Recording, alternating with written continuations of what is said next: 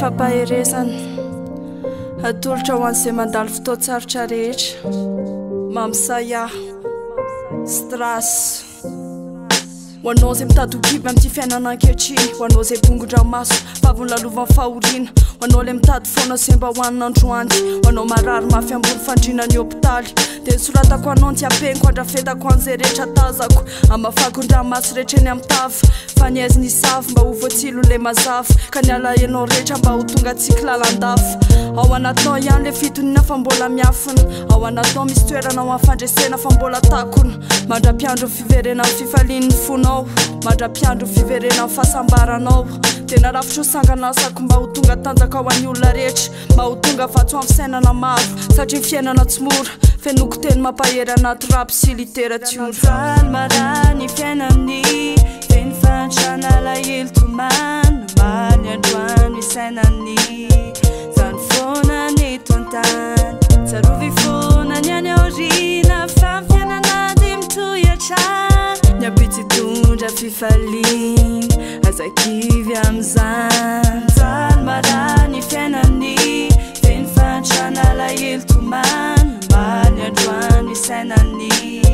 zany foana neto antany tsarovy foana ny any aorina fa fiainana de mitoyatra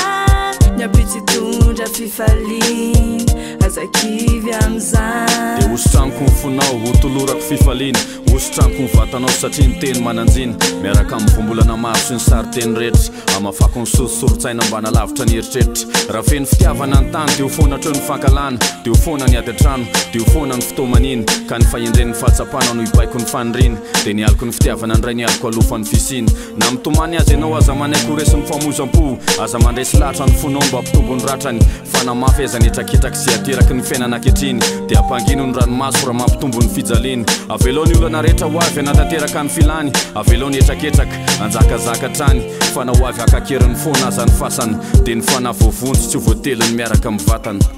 mijaly marany fiaina amin'ny feny fantrana lahelo tomano many androany isainany zany foana neto antany tsarovy foana ny any aorina fa fiainana de mitoyatra ny abitsy tondra fifaliana azakivy am'izany mijaly marany fiaina amin'ny feny fantrana lahelo tomano many androany isainany zany foana neto antany tsarovy foana ny any aorina fa fiainana de mitoyatra ny abitsy tondra fifaliana azakivy am'izany